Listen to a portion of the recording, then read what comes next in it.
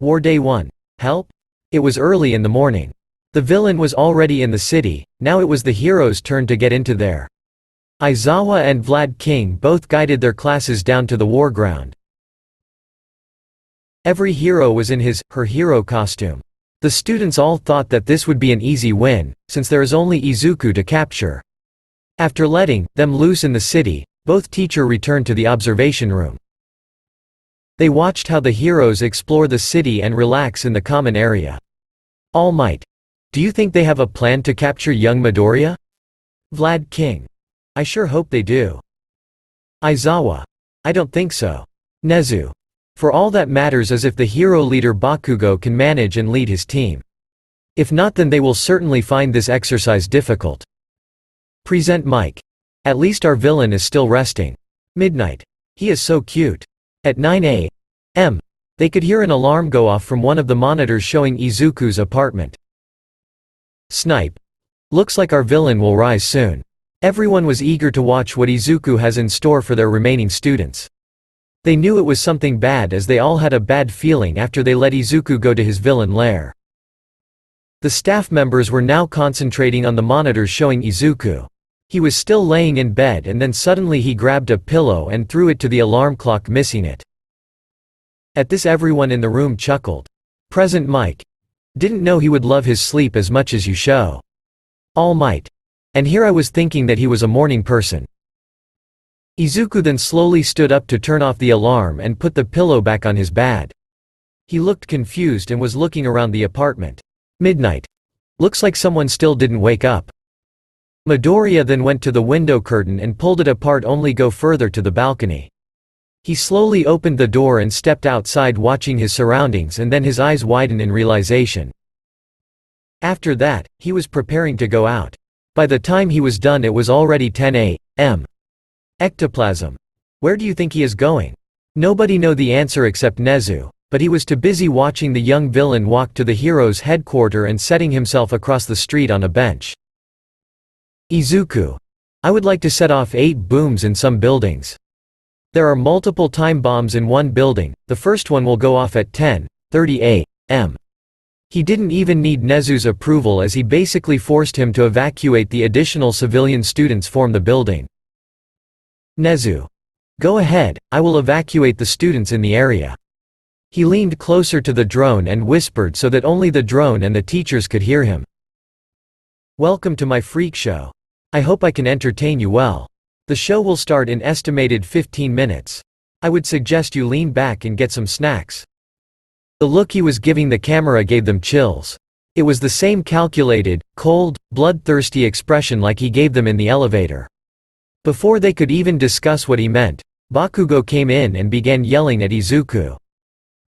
Izuku. Oh, hello Mr. Hero, how can I help you? Bakugo. Shut up, you asshole.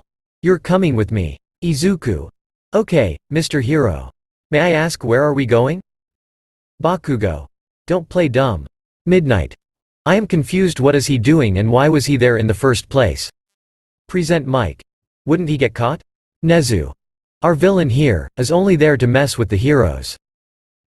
Midoriya came to me and asked a lot of questions regarding the rules, and he found, to my surprise, every loophole there was. The heroes can't arrest him unless they have some proof. They can only hold him there for interrogation for 4 hours.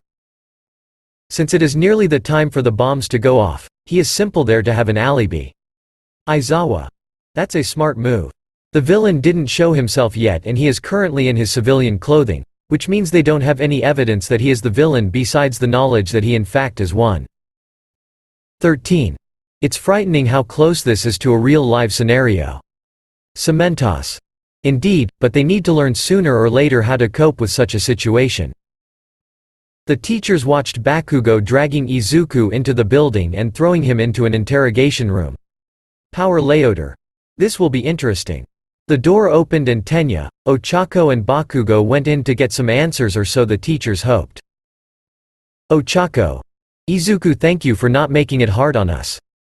Izuku. What do you mean? Tenya. You are the only villain in this exercise and you let yourself be caught without a fight. Vlad King. So Bakugo didn't tell them about the rules. Aizawa. Of course not. Nothing can get into his stupid head. All Might. Are we going to tell them? Nezu. Let's wait and see what Midoriya says to them. Izuku. Again, what do you mean? I am not a villain. I am just an ordinary businessman, who just so happened to be enjoying the fountain in front of the building. Can anyone please explain which crime I should have done, for you to call me villain? Bakugo. Oi, I don't care what you have done or not. You are the fucking villain. Power Loader. Looks like he won't tell them. Midnight. He is playing his role really convincing. Nezu. Aizawa, can inform your students about the rules. I do not want to see the villain win only because Bakugo didn't inform his teammates. Aizawa. Problem children, read the rules for once. Vlad King. Students, there are certain rules to follow. I advise you to read and follow them. After both homeroom teachers' announcement, Bakugo stood up and went straight to Izuku, forcing him to admit defeat. At the same time he began choking him. However, the door to the interrogation room suddenly flew open, revealing Kirishima and Momo. Momo. Guys, you need to see this now. Ectoplasm. The villain made his first move. They all exited the interrogation room after some debating and went to the common area. All students were focusing on the TV. It showed a countdown. As the countdown went to 5, all the monitors of the observation room began showing the exact same thing as they were watching Troph the drone, except that they now were watching the footage of the villain and not the room with the TV. Power Loader. When did he do that? Present Mike. How did he do this? Nezu chirping. He simply hacked into our system. I am impressed. Time skip brought to you by a certain killer rabbit. Everyone was too stunned to say anything. There was an unbearable silence after the Usagi revealed his life story until someone finally broke it. Midnight. Do you think that what we just saw was his past? Nobody dared to answer it. Nezu was shocked by this revelation, as he connected the pieces that Kachan was a student and both kids were together in their previous school. To say Nezu being frustrated is an understatement, because heroes are supposed to give hope to children, not to push them to the edge like his student and All Might did. On Aizawa's side, well, now everything fits. He knew that Bakugo somehow influenced the kid to go astray, but not knowing that an aspiring hero and a pro-hero suicide baiting a kid and crushed the kid's dream respectively, even if it's a pipe dream, and this infuriated him. The other teachers fell quiet as weight of the words began to settle. Recovery girl. That would explain some of the injuries and scars he has. Present Mike. Please tell me he isn't living with his parents, please? Nezu. Unfortunately, he is. I had my suspicion after Chio told me about his scars, but I never knew that it went to such an extent, and he never wanted to talk about it. Aizawa. I should have noticed the signs. I should have helped him. He is my student. He is my problem child, goddamn. Nezu. After this he will get all the help he needs. Aizawa. Toshinori, is it true what he said about the rooftop? All Might. Aizawa. All Might. All Might. Yes, it is. But I met him afterwards and offered him one for all and told him he could be a hero. Aizawa. That doesn't make anything better. What would you have done if he jumped from that roof and killed himself, or even worse, what if he declined your offer and wanted revenge? All Might. I don't know. ... All Might. I knew that young Bakugo and young Midoriya were not on friendly terms. I didn't thought that it was that bad. Midnight. Are we any better to any of his previous teachers? Present Mike. We need to make it up to him. Nezu. Ryo, I would like to schedule an anger management therapy for Bakugo. After hearing what he has done, I don't think he is suitable to be even in UA. But I want to hear Midoriya's thought about this before I expel him. Hound Dog. I understand. Nezu. I will also open a case against Midoriya's previous school. They deserve to get punished for this as well as his parents. Hound Dog. Are we going to ignore the fact that he admitted that he tried to kill himself multiple times? Aizawa. No, after this I will have a close eye on the problem child. Present Mike. I am going to help you with that. He deserves to know how it feels like to have a loving home. Nezu. True, we will need see who is going to adopt him later. If nobody is willing to do so, then I will certainly do it. Even if one of you decide to adopt him, I want some guardianship in case anything happens. I also hope that everyone here understand how close this exercise is to reality. If you all might didn't went back when you did, then what we see now might be the reality, and I fear what he would have done." The whole US staff went once again silence and observed as the footage stopped and they could see their students once again. Everyone had a troubled expression except Izuku himself. It was his story and nobody knew about this. "Izuku. Looks like you guys have your hands full with this guy. I hope you can get him soon, as the villains in this city tend to be a little crazy at a time."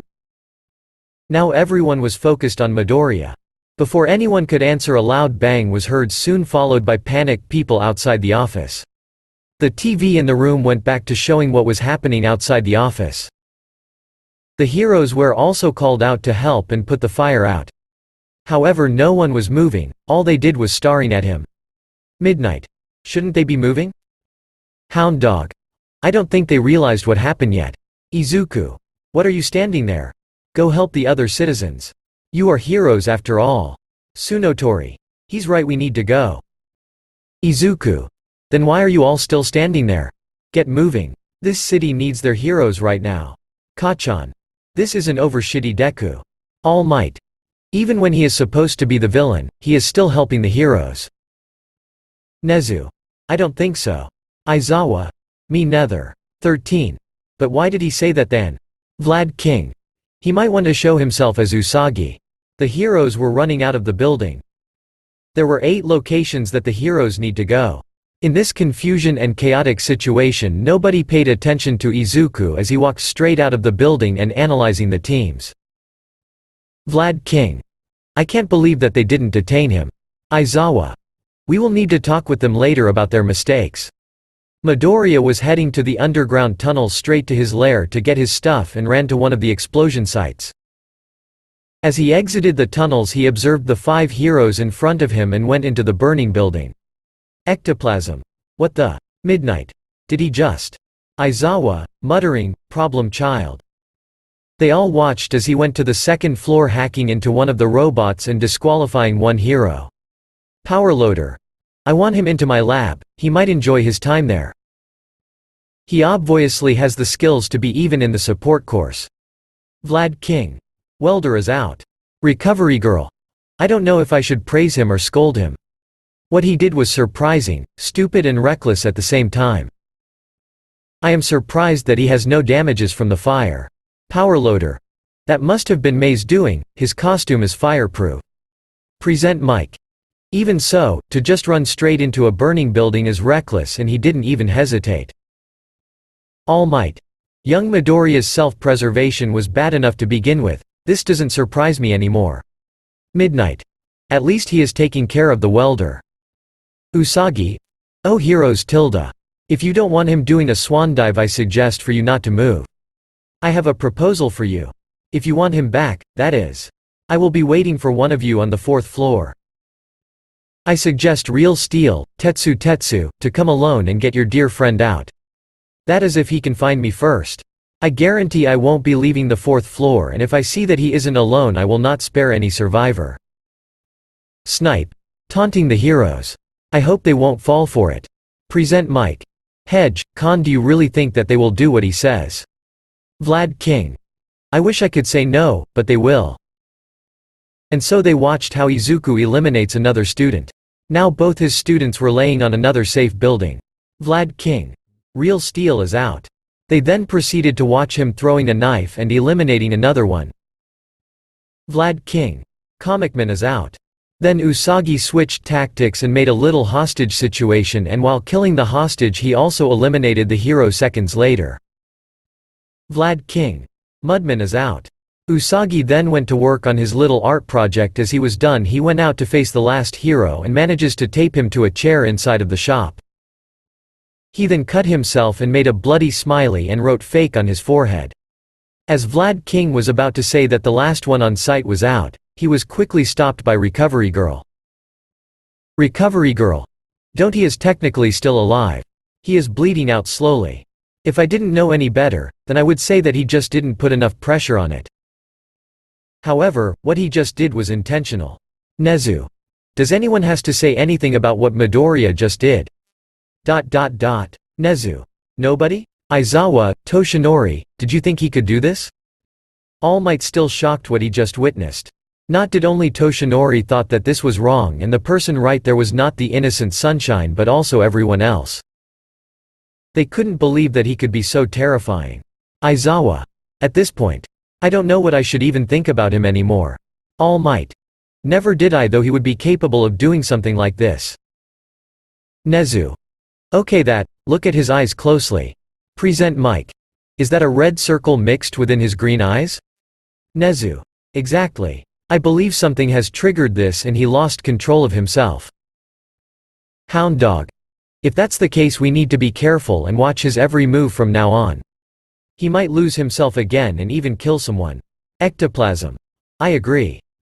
Should I send my clones to get the students out of there? Nezu. Not yet. Let's see what he does there.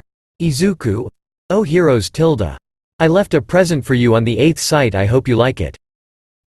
Usagi went back to his villain lair. After he arrived, his eyes went wide and he proceeded to bandage his wounds. Midnight. So he really didn't realize that he cut himself. Recover girl. That's a problem. They watched him take a rifle out and went back to the burning site. He froze in track as his eyes went to the shop window. Hound Dog. I said this already, but send him to me after this, and whoever finds this mess. Scratch that, send everyone to me. They will need it. Midnight. I pity your class con. What did they do to him? Vlad King. I don't know. Usagi went to a room and placed the rifle on the window as he laid low and watched through the rifle scope. 5 people from Class 1B arrived at the place only to be shoot down. Snipe. I didn't know his aim was that good. Aizawa. Snipe. Snipe. What? He asked if he could use guns and he had a certificate. He even showed me he could use them. Vlad King. What do you mean you didn't know, if he showed you? Snipe. Well, for starters he used a handgun. Nezu. I assume he didn't tell you which kind of gun he was using. Snipe.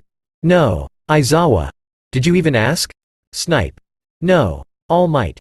Where did he even get them from? Power loader. I really need to talk with May. 13. What's with these bullets? Nezu. Fake blood bullets, also one of May's creations. I knew he was prepared to play his role to the fullest. He even asked me for fake blood.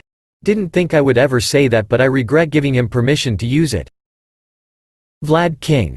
I need to inform him about the disqualified students. Vlad King. Subaraba is out. Vlad King. Plamo is out. Vlad King. Battlefist is out. 20 students arrive at the site. They stopped in track as well as they saw all the blood and the bloody bodies in front of them. Judging by their reaction, rule must have warned them of Usagi's presence as they immediately take cover, but it was already too late. Midoriya managed to get 2 of them down. Aizawa. Grape juice is out. Vlad King. Emily is out. After successfully disqualifying 11 people, Usagi went back to his villain lair. Recovery girl. Call Spiral and Mine's out. They both died from blood loss. Vlad King. Spiral is out. Vlad King. Mines is out. All Might. Did I get this right? He eliminated half of Class 1B and one of Class 1A in one day? Nezu. That is correct. All Might. And he did this with a precision that nobody knew he could do that, and that could Rivali snipe? Nezu. Correct. All Might. And on top of that, you are telling me that my boy had the time and the skills to eliminate more people? Snipe. Yes. Nezu. You out of all people have not right to call him your boy. Do I make myself clear? All Might could only nod in response. Present Mike. Then why didn't he do it? Nezu. I believe he has a plan and a schedule for how many people he kills a day. Vlad King.